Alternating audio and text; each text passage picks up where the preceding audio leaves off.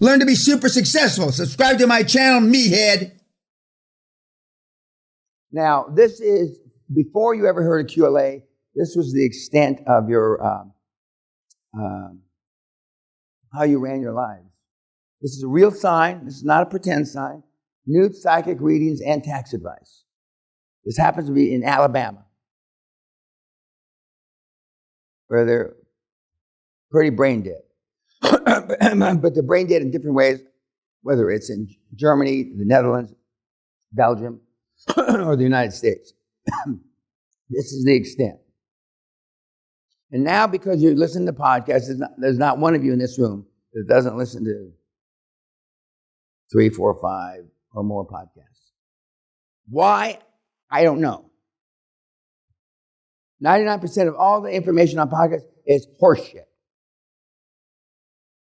They're doing podcasts because they're broke.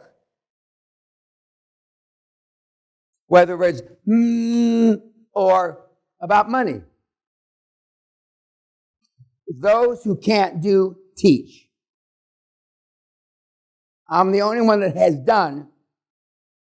There's a guy, a very famous guy, he's still around. He made $1,700,000 and some odd $1,000 in 1995. He's still selling off that sales case. And you guys pay to go see him. He gets more for a seminar than I do. Now, 20 years ago, making a couple $1,000,000 from nothing was, not bad. But 25 years later, that's how desperate you are. I wanted, I was one of the first guys that came up with financial planning, how you can get a certificate in certified financial planner. Now, I was one of the at the forefront, and I wanted it to be part of the certification is it had to be tied to things that you achieved when you got your license. Oh, that went over like a turd in a punch bowl. Nobody wanted that. Of course, I was the only. He says, Danny, that only benefits you. It doesn't benefit anybody else. And I said, well, what about 25 years from now? Of course, now we're 35 years, and it didn't work. So there's no value. We've heard value added and value proposition come out of your mouth, which means nothing. You've already heard 2 or 3 of the guys say that's a joke. You just put down whatever you want. But you hear guys and gals teach that in podcasts. It's it's not even a hand job. Because with a hand job, you might come. It's nothing. And you're going to go back, and at least a third of you are going to go to somebody else's seminar. And the more you do that, remember, poorness rubs off. And you're going to dilute the information that you receive.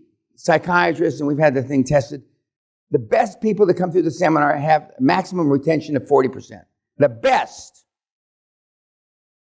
And you don't need to be child prodigy. The best, 40%.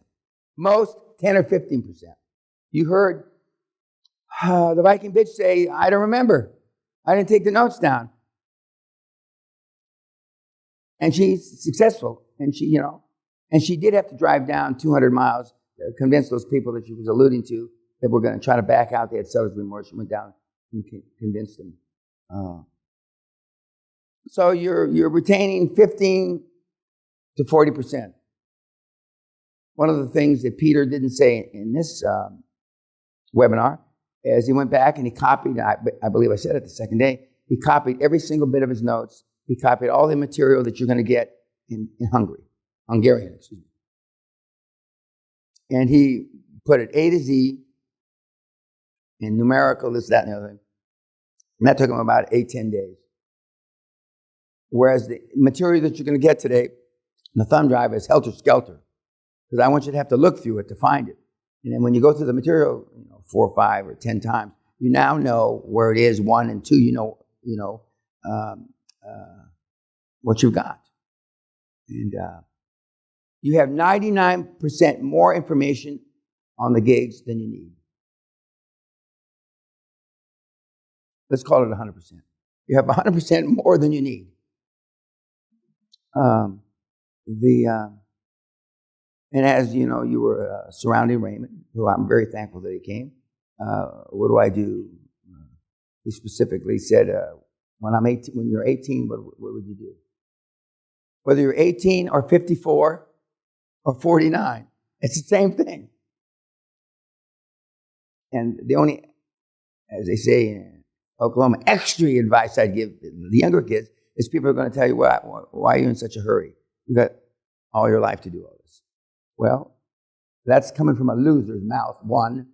And two, pretty soon you'll be 20, pretty soon you'll be 30, pretty soon you'll be 40, and then you're a fucking old man or old gal. Then you're fucked. And your mother's going to get dementia, and one of your kids is going to go have a heroin overdose, and I can go on and on and on, because life happens, shit happens. And when shit happens, it's almost always not good shit, and it's never at the right time. You never have to come up with $500,000 or $50,000 when you've got it.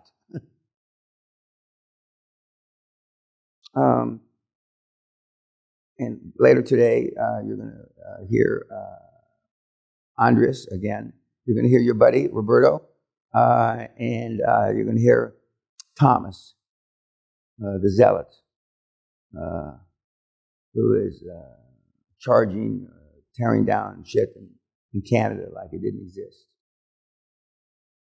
But even though I give you this little, I'm on my soapbox, you're still going to listen to other people. And even though you may intellectually understand that that's horseshit now that you've been here, it still wears on you. It still wears on you. It's just like your mother, toxic mother, has worn on you. Some of you don't deal with your mothers anymore, rightfully so. But it took you, 15, 20 years to decide not to deal with them? Sally and I didn't talk to our parents' mothers 7, 8 years respectively, because we didn't want them in any way, shape, manner, or form influencing the kids. And that hurt our mothers. I mean, big time. But we didn't care. And again, one of the reasons I moved way up here is that I wanted to be away from my family. Mexican family, there's a wedding and funeral a month. At least. I got 8 million cousins that have 8 million kids. And other Asian persuasions. I've gone to a couple Indian weddings. I think one was a 5-day job and one might have been a whole week. I mean, and it's unbelievable. What can you fucking do? And the devout Indian ones are not drinking, supposedly. Now the kids are behind the garage. Yeah. But I mean, I've been to some long deals. It's quite remarkable. Now, I have thick skin, and Konrad Adenauer, the German former mayor of Berlin, said, thick skin is a gift from God. Sally calls me rhino skin. You can't hurt my feelings. I mean, you just can't. I don't care what you say to me. As long as I know I'm going to get the fucking money, I don't care. And I extended that pitch wrongfully. I would be a little more polished, I think, now. When I was here from 1981, that after I stopped wearing brown suits, and a Dutchman, John de Blok van Kuffler, took me aside, and he was really nervous and embarrassed to tell me. I think, thank you, John. Now he's dropped the de Blok part, and now it's his Van Kuffler, but he's dropped that part. I said, I'm an American, you can't hurt my feelings, just give me the fucking money. And it worked. And I'm not much different now. And I get the money easier now because I've had the money for 40 years. But I mean, how do you develop thick skin? That should be the question. How do I develop not caring? How do you develop? You've been in a bubble wrap world, so this shouldn't be that difficult for you. But it's the wrong bubble wrap that you've had around. And none of you are going to switch everybody off that you know today. One or two of you may know 3 people that you should continue to associate with. Maybe, but probably not. So how do you do it? Again, you're the average of the 5 people that you spend the most time with. You know? And John Robinson is marginal. And if he's marginal, because I know his chairman, because I'm his chairman, okay? If he's marginal, boy, the rest of you are in big fucking trouble. And John, bust your balls. Okay. And that's a good thing. But I mean, just you question when, when you're taking a shower, you're taking a dump, or you're on the plane going back, you do, we don't do this anymore, but you do a list of all your acquaintances. Okay, all. It could run in the hundreds. Even when I started, all my acquaintances ran into less than 50 people. Less than 50. Because I'm basically antisocial. After I got through that I wanted to fuck anything that squatted to go to the potty, I was only semi-nice to them because I wanted to have sex with them. I mean, I didn't talk to anybody. If the people don't add value, I like directly.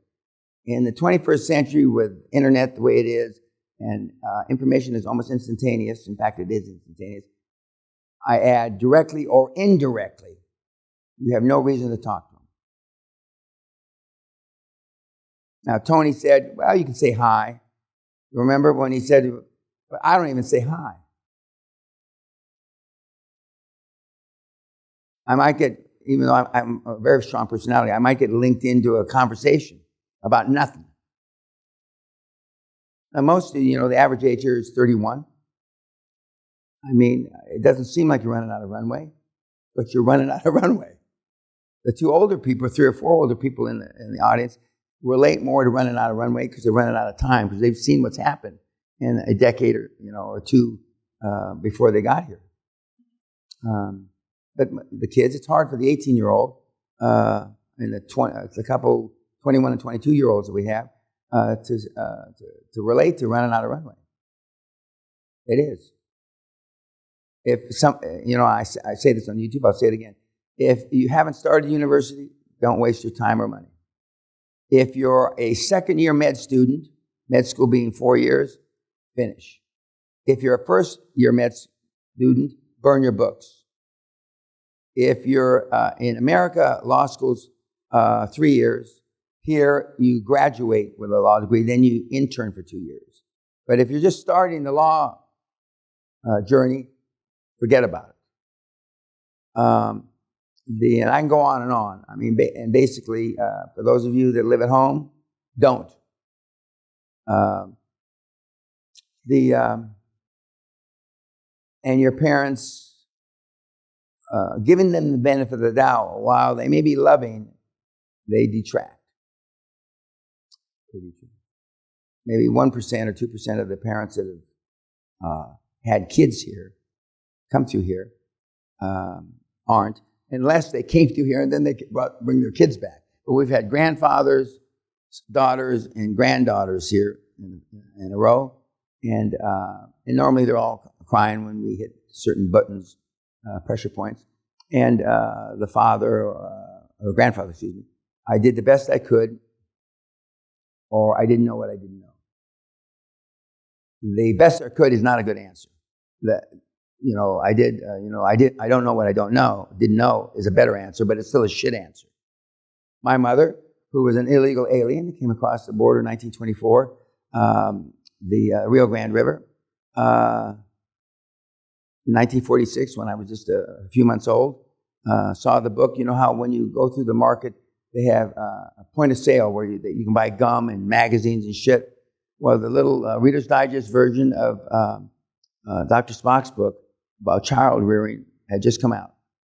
And she picked it up, and then she read it, and she was a vociferous reader, trying to make up for her lack of education. And then she got the real book, and that book has sold. When he died in 1995-ish, more. Other than the Bible, that book is the most purchased book in the history of the planet. Other than the Bible. And if you follow that, your kid has a chance. But even if you follow it, kids don't do what you tell them to do. They do what they see you do. If you're not following it in spirit, you're fucked. You're wasting your time. But it's not easy to unfuck yourself. It's not easy, but it's also not impossible.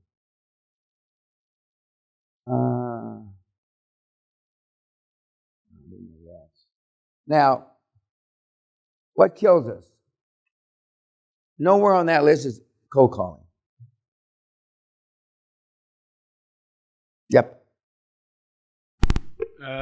So the answer on what you said, how to develop not caring, is you're the average of the 5 people who spend the most time. Okay. Oh, now just think. 2 of the 5 that you spend the most time with are in this room. Okay? You're fucked. You don't have a chance. Now just let's look at this like a real person, a mature adult. If you think these other 2 guys are a good influence on you, you're brain dead. I think you're brain dead anyway.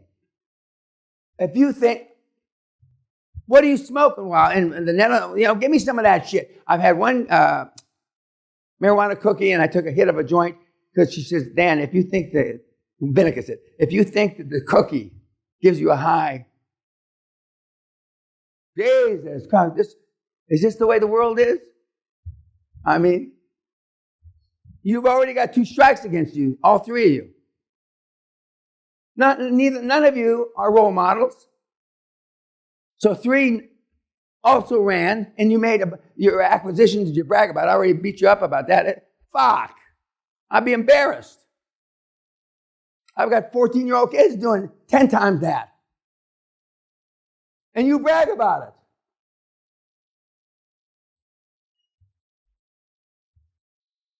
Okay, then for those of you that have a significant other. Okay, so that's 3 of your 5. And anybody that would be your significant other that's got shit for brains. Losers. So that's 3 of 5. And maybe you got a parent that you have some contact with. That's 4 of 5. And I'll give you Jesus Christ to be the 5th one. Still losers. If you look at it that way, and that's the way I look at it, that's the way Elon Musk looks at it, that's the way Steve Jobs looked at it, that's the way Marcus Bauer looks at it, you're fucked. But you don't have to be fucked when you leave here.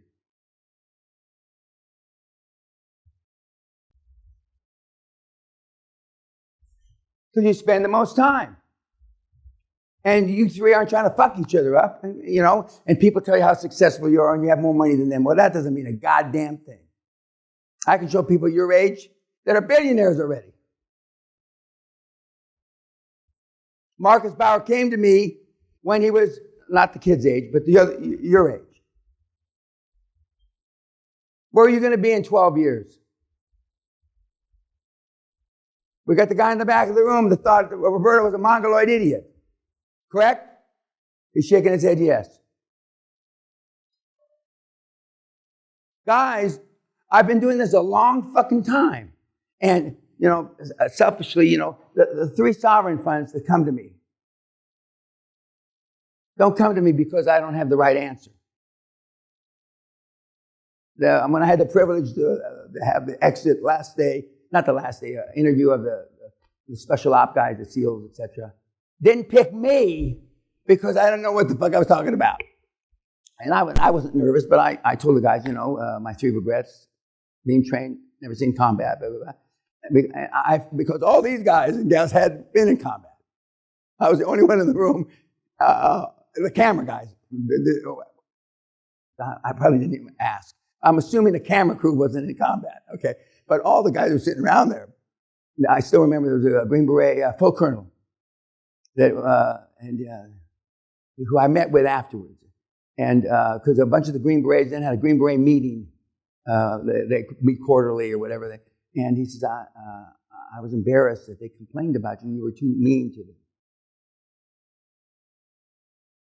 The SEALs didn't cry, but these guys said I was too mean. But anyway, getting back to the 5.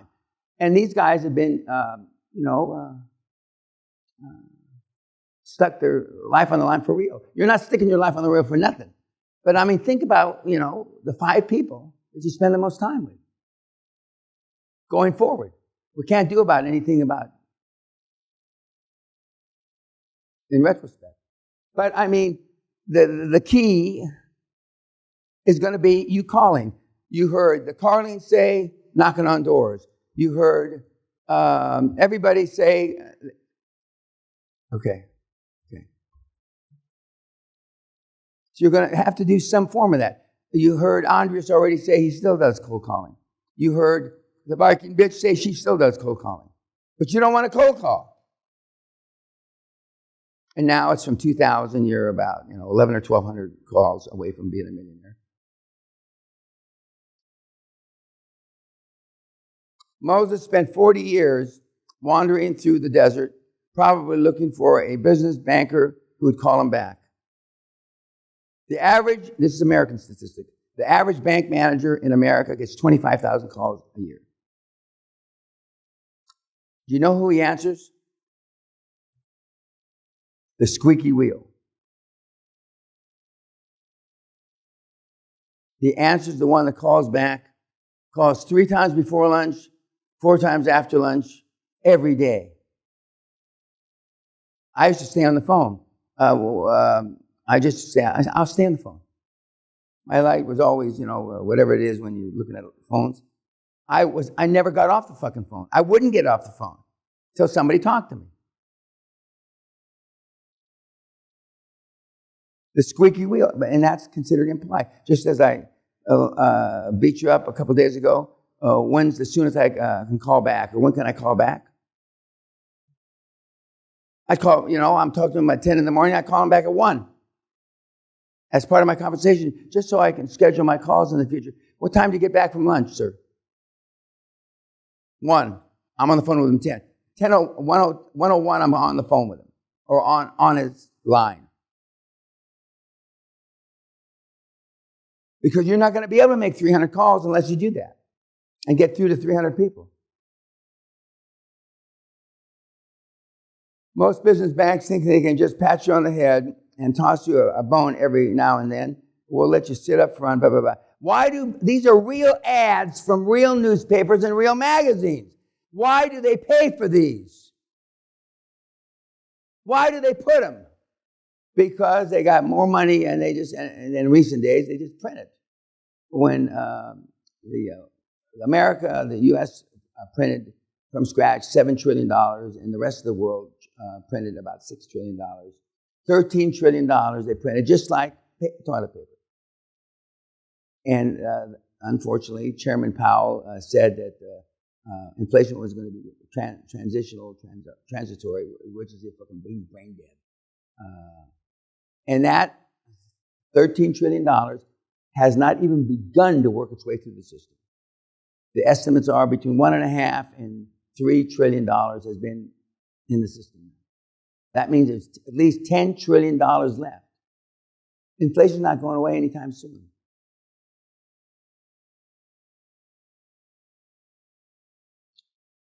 The upper left is Dutch. Okay? Medicine is constantly improving. Can you say the same of your bank? This is ING Bank up here on the left. Today. And here we are in Dubai. Today. Most of your banking relationships are archaic. I ranted and raved about lines of credit and overdrafts a couple of days ago. I told you about three different credit officers for the 3 different kind of loans. The major loan against the asset, the working capital loan, and the line of credit loan, and how you extract money from the companies. If the guy hasn't got a line of credit, he goes and gets a line of credit. He adds the money to his bank account, and you add it to the purchase price. And you can pay fees.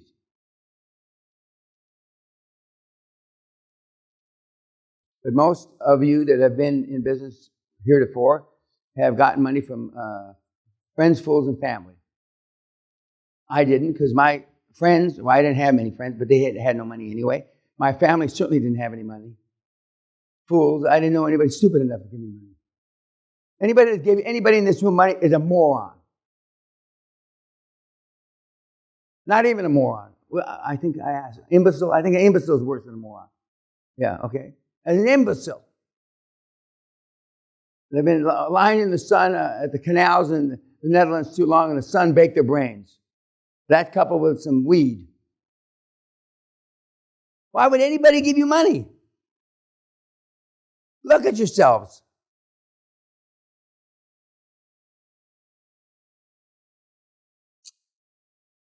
This is a 23-year-old kid who attended in September 2013 council seminar and followed fucking instructions. After attending the council seminar, I took direct action upon returning to Australia and set up a meeting with each of the major financial institutions in Australia. I took the QLA philosophy to this very specific application, approaching the bankers in a very QLA-style manner.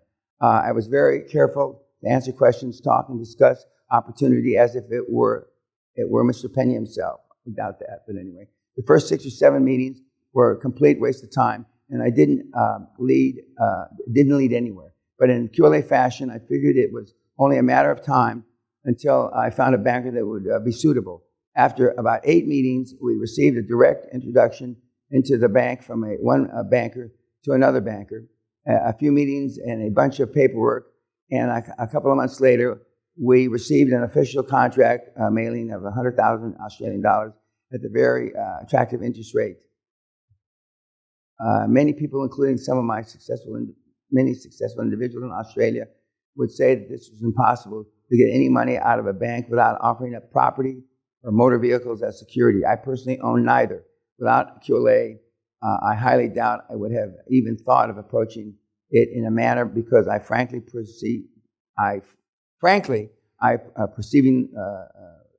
previously considered it probably wouldn't work, and plenty of people would agree with me. Okay, 23-year-old kid. We had the kid, the Honduras thief lawyer, almost $2 million, and you nothing. Yeah.